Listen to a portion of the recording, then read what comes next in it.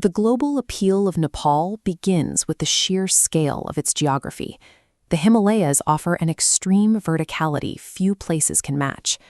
Below the peaks, that appeal expands into a dense, living history, centuries-old spiritual architecture functioning within active urban centers.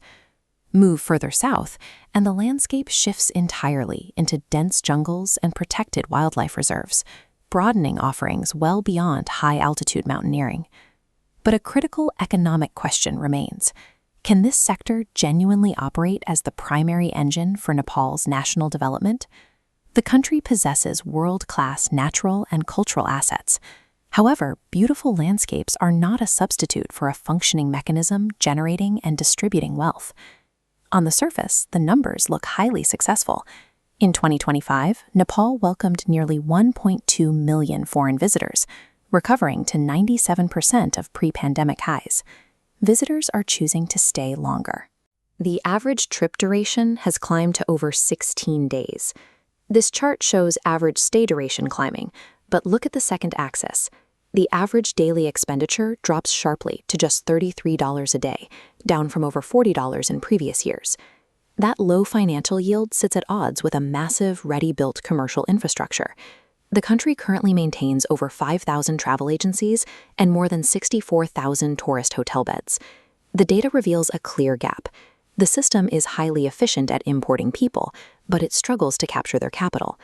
The strategy relies on counting heads rather than maximizing the local economic impact of each arrival. Expanding that economic impact requires looking past budget stays and trekking. High-yield sectors like corporate conferences, wellness retreats, and agricultural tourism remain largely untapped markets. Economically, tourism functions as an inbound export. Instead of manufacturing a physical product and shipping it across borders, the buyer travels to the host country to consume the experience, paying directly in foreign currency. When a visitor sits down for a single meal, they instantly create demand for the local agricultural sector. That initial purchase ripples outward. It funds the developers at a digital booking startup, the artisans crafting hotel furniture, and the drivers operating local transit networks. Government investment in this sector creates a centralized market that simultaneously sustains dozens of domestic industries, from agriculture to digital services. This flowchart illustrates the chain reaction. A destination attracting high-value visitors triggers a spike in localized spending. That fresh capital forms new businesses, creating a surge in local employment. This sustained job creation attracts large-scale institutional investment. That builds a healthy reserve of foreign currency, which physically drives the national GDP upward.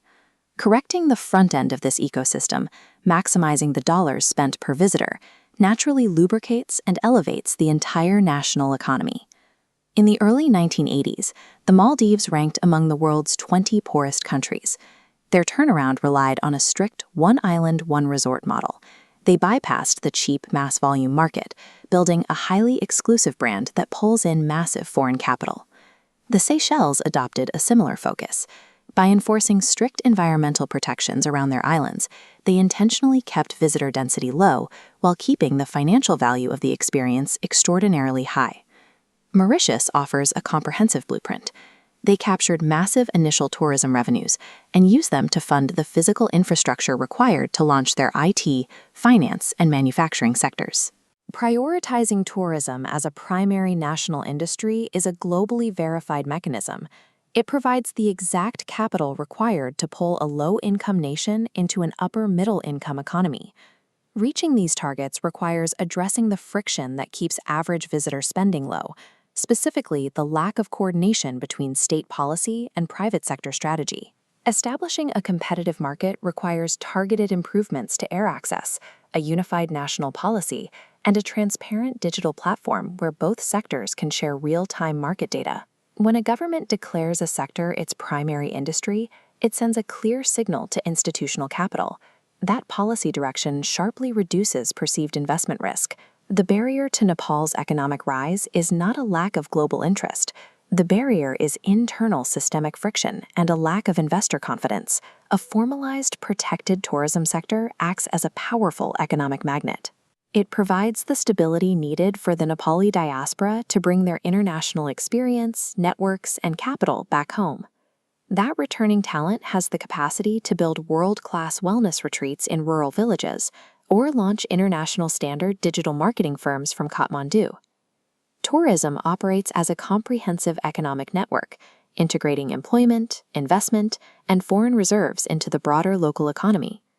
The final verdict is simple. If tourism rises, Nepal rises. Elevating this specific sector provides the most inclusive, effective mechanism to build a resilient economy for the entire country.